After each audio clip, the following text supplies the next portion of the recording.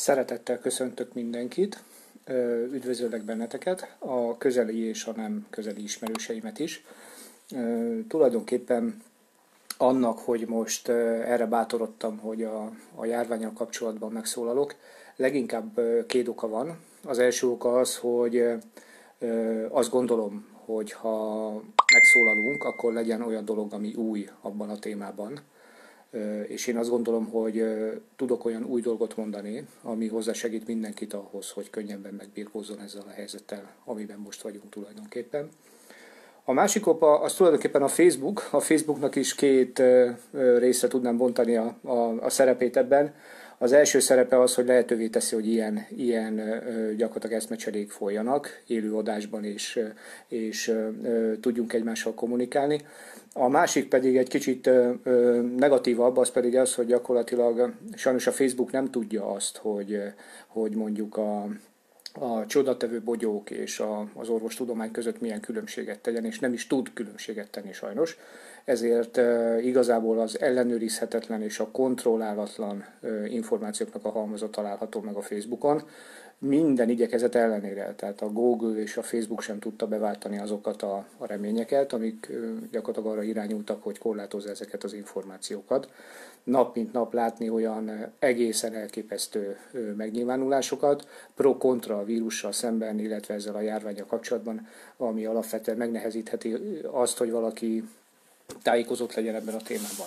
És azt gondolom, hogy nektek leginkább azért kell tájékozottnak lenni, mert önmagatokat és a környezeteteket kell megvédeni attól, hogy olyan helyzetbe kerüljön, ami aztán esetleg nem megoldható. No, vágjunk bele. Két technikai dolog. Az első az, hogy élőben természetesen nem tudtok kérdezni. Közben a kérdéseiket teket föltehetitek. A kérdéseket moderálják a háttérben. Én úgy fogom megkapni a kérdéseket, ahogy gyakorlatilag a moderátor ezt teszi. Ha valaki kimarad, annak két oka lehet.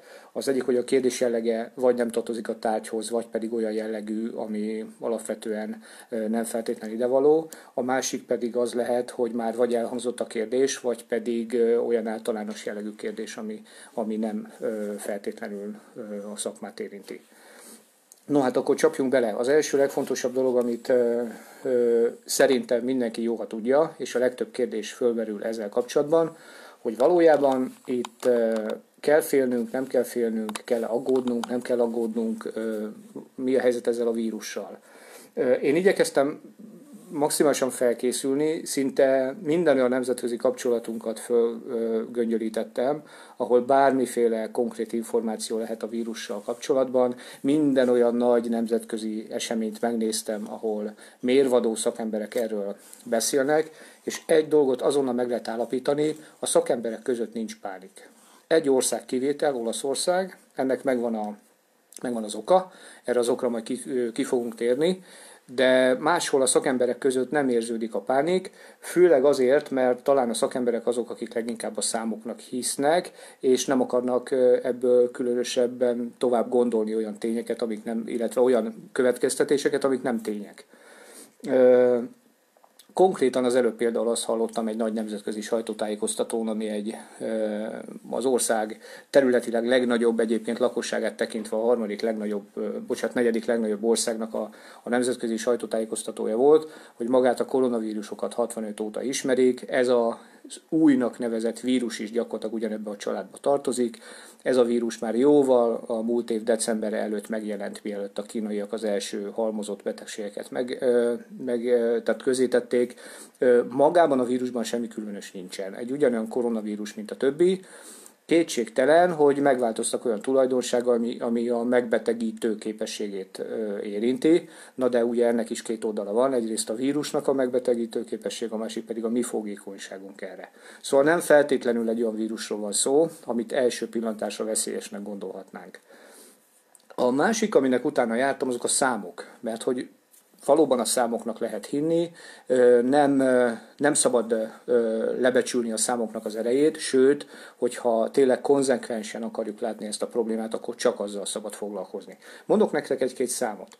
Például, mikor van influenza járvány Magyarországon is? Nagyjából akkor, mikor 20-22 ezer megbetegedésnél több az egy héten megbetegedett embereknek a száma. Azaz, alapvetően ki lehet jelenteni, hogy jelen pillanatban Magyarországon nincs új vírusjárvány, vírusnak megfelelő járványintézkedések vannak, de ezt a számot messze nem éri el. Tehát gyakorlatilag, ha a számokat nézzük, akkor ez még nem ezt a járványszintet éri el.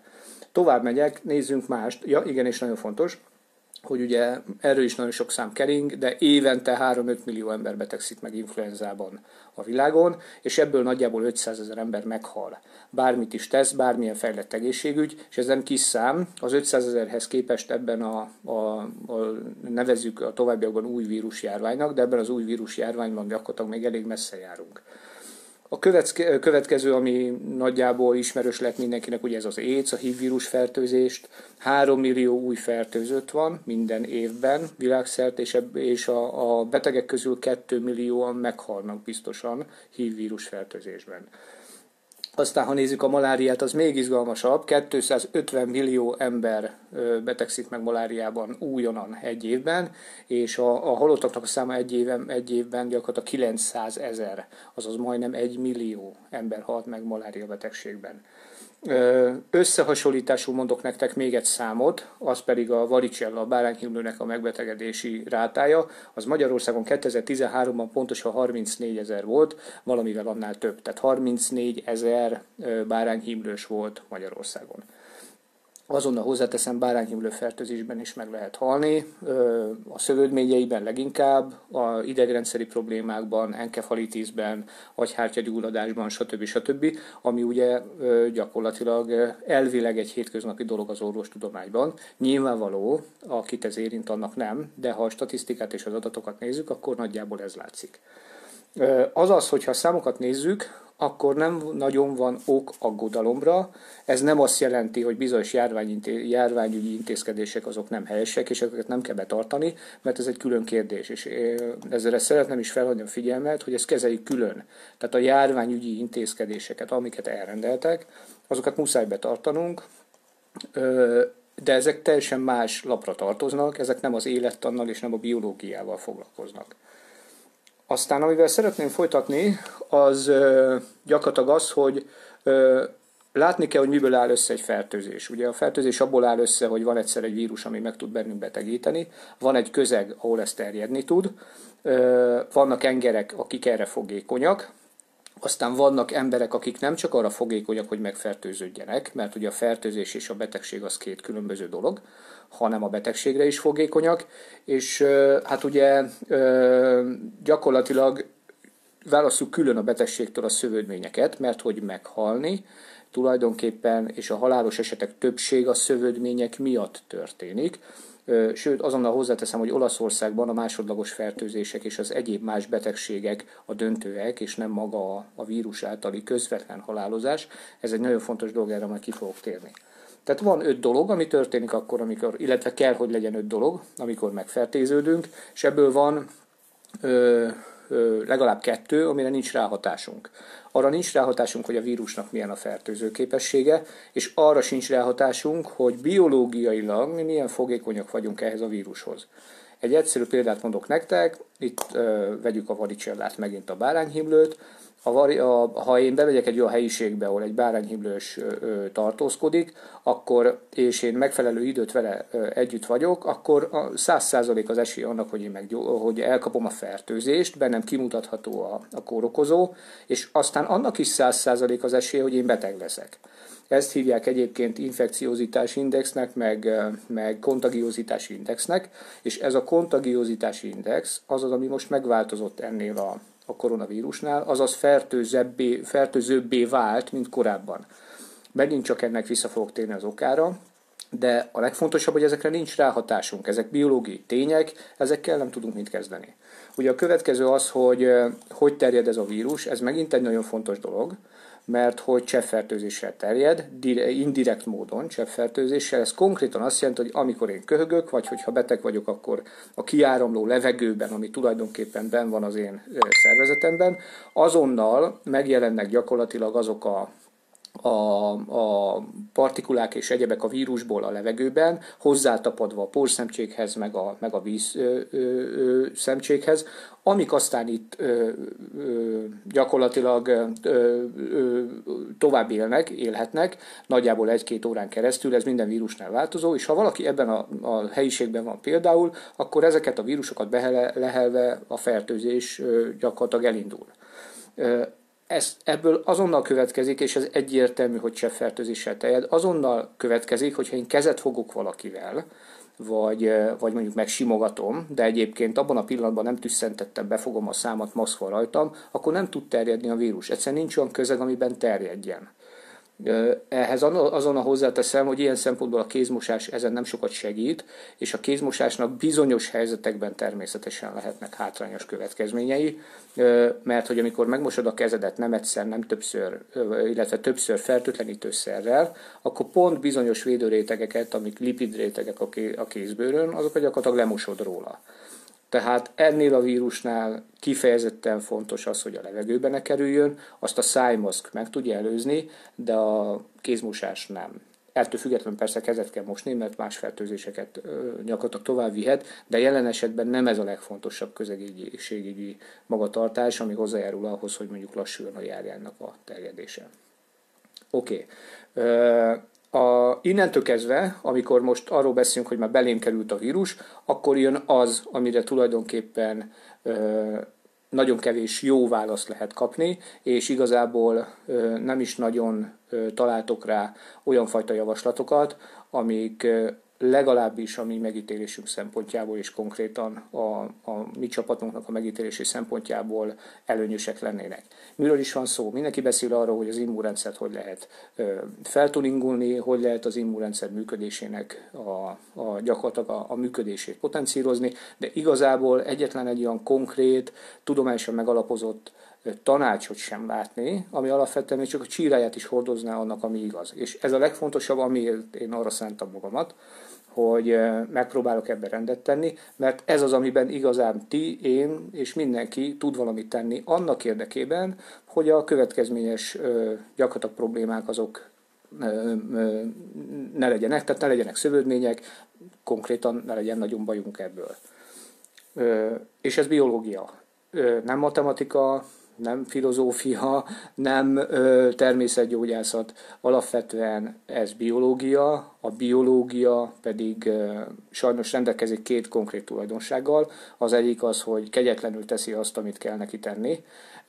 Ez azt jelenti, hogy bármit gondolsz is arról, hogy ez jó vagy nem jó, ő teszi a dolgát. A második pedig az, hogy nem nagyon foglalkozik az érzelmeinkkel, tehát teljesen mindegy, hogy mi mit gondolunk róla, ő megint csak azt teszi, amit neki tenni kell, teljesen mindegy, hogy te szereted vagy nem szereted azt, amit éppen annak érdekében, hogy megelőzd a fertőzést, vagy hogy csökkentsd az esélyét annak, hogy szövődményed lesz, azt megteszed vagy nem teszed be. Oké. Nézzük meg ezeket az élettani eseményeket. Nagyon egyszerűek egyébként, és utolérhetőek. Tehát nem arról van szó, hogy újra kell értelmezni, illetve nem arról van szó, hogy új tényeket kell felfedezni, hanem egyszerűen arról van szó, hogy amit már tudtunk, és amit részben tudhatunk úgy egyébként is, azokat újra kell értelmezni. Kezdjük mindjárt az elején. Ha valaki a pár 10 évvel ezelőtti élettan tankönyveket, vagy biokémiai tankönyveket előveszi, és az anyagcsere mechanizmusokat, különösen a szénhidrátok anyagcsere mechanizmusát elkezdi tanulmányozni, akkor 2 érdekes megállapítást találhat. Az egyik az, hogy minél többet teszünk a szénhidrátokból, annál nagyobb a fertőzések kockázata. A második, amit megtalál leírva ezekbe a tankönyvekbe, az, hogy minél többet teszünk a szénhidrátokból, annál nagyobb lesz a vitaminigényünk. Ez gyakorlatilag 2 olyan tény, amit hogyha elfelejtünk és nem értelmezünk előképpen, akkor egyszerűen nem tudunk megbirkózni alapvető élettani feladatokkal, például azzal, hogy az immunrendszerünk mitől lesz jobb. Ha tovább gördítem ezt a 2 dolgot, akkor ennek 2 egyértelmű következménye, hogy minél kevesebb szénhidrátot eszünk, annál jobban működik az immunrendszerünk. A másik következménye pedig az, hogy minél kevesebb szénhidrátot eszünk, annál jobban hasznosulnak a vitaminok. És ez egy nagyon fontos dolog. Ugye az egyik esetben a low carb étrendekről beszélünk, ami arról szól, hogy kevés vagy minimális, vagy talán nulla szénhidrátot eszünk, mert természetesen nulla szénhidráttal is van élet. A másik pedig arról van szó, hogy a vitaminok, amik bennünk vannak, abból minél kevesebb a szénhidrát a szervezetünkbe, annál jobban tud működni az immunrendszer. Azt, hogy ennek mi az élettani oka, azt megint csak nem nagyon lehet megtalálni sehol. Azokban a tanácsokban, amik konkrétan azt mondatnák velünk, hogy mit tegyünk annak érdekében, hogy ez mégis jól működjön az immunrendszerünk, viszont megint csak ismert élettani tények. Az első, ez az úgynevezett, szaknyelven úgy hívják, hogy glükóz-aszkorbát antagonizmus, ami tulajdonképpen arról szól, és az a lényege, hogy minél több szénhidrát van a szervezetünkben, annál inkább háttérbe kerül a C-vitaminnak a működése, mert hogy a sejtbe ez a két molekula, mivel nagyon hasonló, ugyanúgy szeretne bejutni, hogy ponnyolán fejezzem ki magamat. A szervezet viszont előnyben részesíti a glükóz nevű cukrot, amit ugye mindenből bármit megeszünk, glükóz nevű cukrot állítunk elő, a zsíron kívül, és ezt részesíti előnyben a szervezet. Azaz, ha nekem magasabb a vércukorszintem, ha én sok szénhidratot eszek, akkor egyszerűen akármennyit C-vitamint bekapkodhatok szájon keresztül, akármennyit C-vitamint megehetek a bórjumájban, nem fog hasznosulni.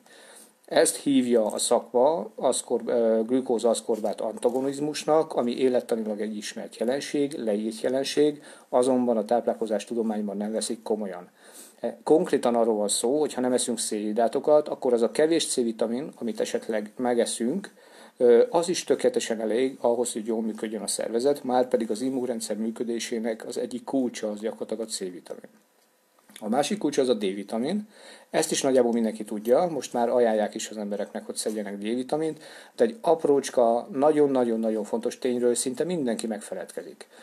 Arról van szó, hogy a D-vitaminnak két formája van. Ez a két forma az inaktív és az aktív D-vitamin. Amikor a napból a bőrünkben aktív D-vitamin képződik, akkor is, illetve amikor a napból a bőrünkben a koleszterinekből D-vitamin képződik, az is inaktív D-vitamin, amit esetleg a bórjumájban vagy a velőben megeszek, az is inaktív D-vitamin, meg amit a gyógyszertárban gyakorlatilag megvásárolunk, és abból eszünk D-vitamint, az is inaktív D-vitamin. Ahhoz, hogy ebből aktív D-vitamin legyen, ahhoz kell egy reakció, ami gyakorlatilag egy enzimnek a közvetítésével valósul meg. Ezt az enzimet úgy hívják, hogy 1-alfa-hidroxiláz, de nem is ez a fontos, hanem az, hogy ezt az enzimet, például a gyümölcsök, a fruktóz már minimális mennyiségben is viszonylag hosszú időre leblokkolja. Azaz hiába van sok D-vitaminom, hiába táplálkozok jól, hiába sütött a nap és inaktív D-vitaminből rengeteg van bennem, ez akkor sem fog aktív D-vitaminna átalakulni, mert ez az enzim leblokkolódik. A következtetés nagyon egyszerű, minél több gyümölcsöt eszek, amiben fruktóz van, minél több olyan dolgot eszek, amiből fruktóz lehet, vagy pedig a fruktóz tartalmaz, alapvetően azonnal blokkolódni tud gyakorlatilag az immunrendszerünkben, a D-vitamin, és nem fog jól működni. Ha ezt a két dolgot összeteszem, a C és a D-vitaminnak a működését, azonnal látszik, hogy csak egyféle megoldás van. Az a megoldás az, hogy vagy nulla, vagy nagyon kevés szénhidrát tartalmú ételt eszünk. A másik pedig az, hogy megfelelő mennyiségű, a vitaminok akkor fognak jól működni, hogyha a gyümölcsöket is háttérbe tudjuk ugye szorítani, ami kapcsolódik ugyan a kevés szénhidráttal, de mégiscsak egy külön kategóriát jelent. Na most ez az, ami a táplálkozás tudományban, a hivatalos táplálkozás tudományban jelen pillanatban tulajdonképpen egy teljesen kifordult nézetnek tűnik, pedig ugye megvannak ennek a tudományos alapjai, viszont ebben a helyzetben igencsak nagyon fontos jelentőséggel bír, mert hogy akkor fogékony egy szervezet a fertőzésekre, hogy abból betegség legyen, ha alapvetően nincsenek meg ezek a vitaminok, vagy nem jól működnek a szervezetünkben. Így bármennyit bekapkodhatunk a patikából, megvásárolt D-vitaminból, C-vitaminből, ha mi nem low carb módon táplálkozunk, akkor ez nem fog érvényesülni és nem fog hasznosulni. A másik, ami nagyon fontos, az pedig az, hogy, és ezért van az egyébként, azonnal hozzáteszem, hogy nagyon-nagyon sok olyan vizsgálat van, ami azt mutatja, hogy a krónikus betegeknek C-vitamin és D-vitamin hiánya van, ellenben rendkívül sok olyan vizsgálat van, ami azt is megmutatja, hogy hiába pótoljuk ezeknél a betegeknél kívülről a C-vitamint meg a D-vitamint, mégsem hatásos. És ennek pont az az oka, hogy az a táplálkozás, ami az átlag normál táplálkozás, az alkalmatlan arra, hogy az immunrendszer ettől jól működjön. És akármennyire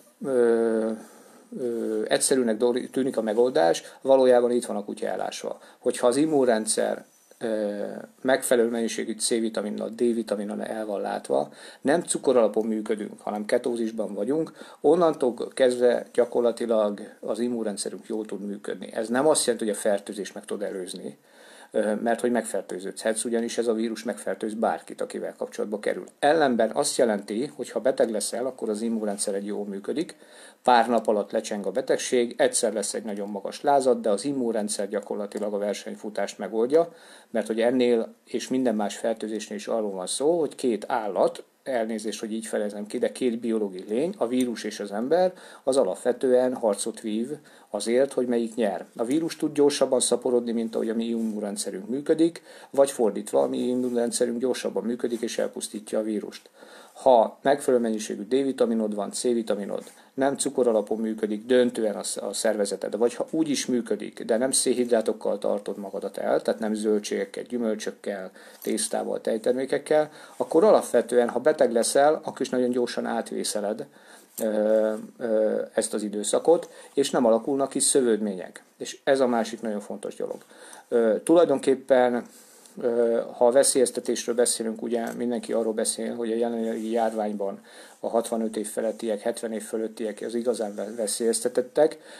A valóság az, hogy nem korfüggő a veszélyeztetés, hanem betegségfüggő. Egy 35 éves krónbeteg, biológiai terápiát kapó autoimmunbeteg, akinek gyakorlatilag a táplálkozása és a kezelése miatt alacsony a C-vitamin szintje, a D-vitamin szintje, nem működik az immunrendszere, ugyanúgy meghalhat, mint egy 65 éves vagy egy 75 éves, és fordítva is, egy 90 éves, akinek az immunrendszere jól működik, mert nem szénhidrátokon él, ugyanúgy gyakorlatilag szövődmények mellett átvészelheti ezt a betegséget, mint mondjuk egy 20 éves. Tehát a kutya ott van elásva, hogy hogy működik az immunrendszer. Az immunrendszer pedig csak úgy tud jól működni, hogyha cukor gyakorlatilag, tehát egy nem cukorhiányos állapot, ezt akartam mondani, de ez nem valós, hanem egy alacsony szénhidrát bevitelű gyakorlatilag táplálkozást folytatsz, és mellette hozzájutsz ezekhez a vitaminokhoz.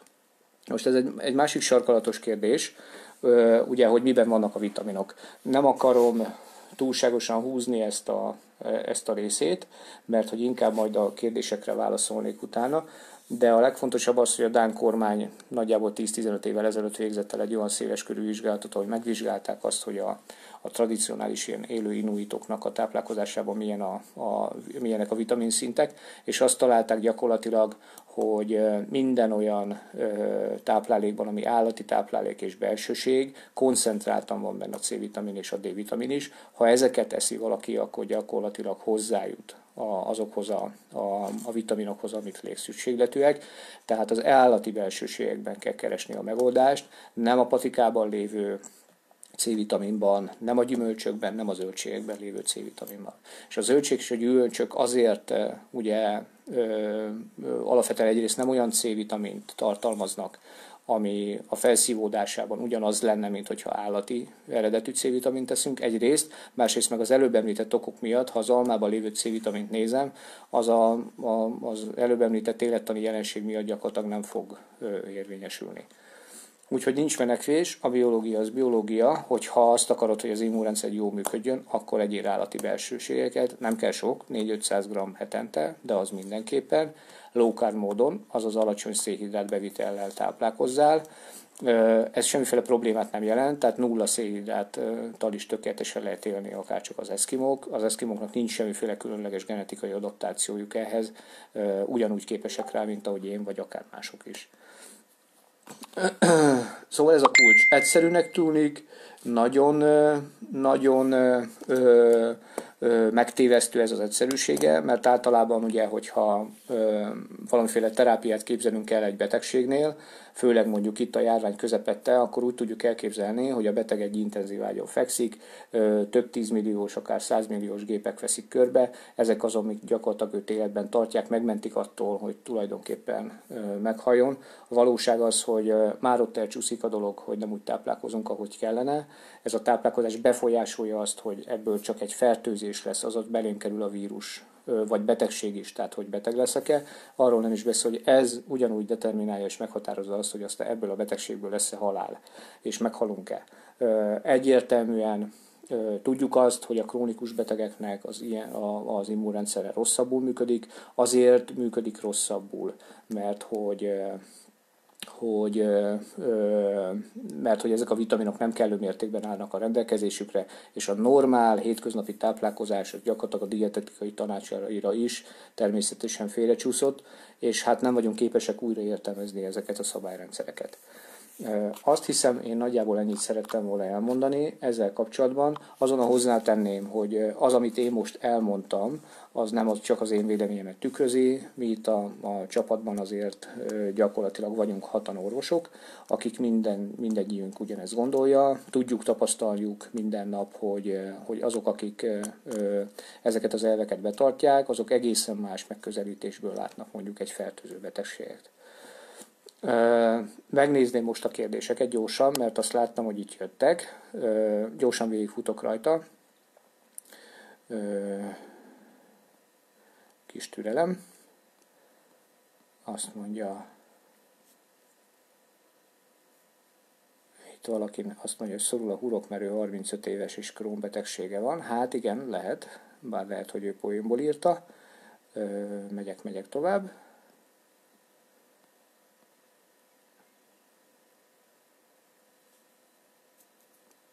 Ja, úgy látom, hogy nem nagyon van kérdés. Akinek esetleg lenne kérdése,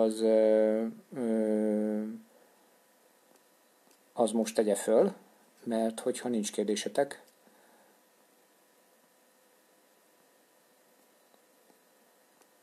nincs kérdés. Továbbra se látok kérdést. Oké. Jó, akkor köszönöm szépen, ennyi volt. Ha mégis valami még eszetekbe jutna, akkor a Facebook oldalon tudtok kérdezni, és szívesen válaszolok rá. Szervusztok!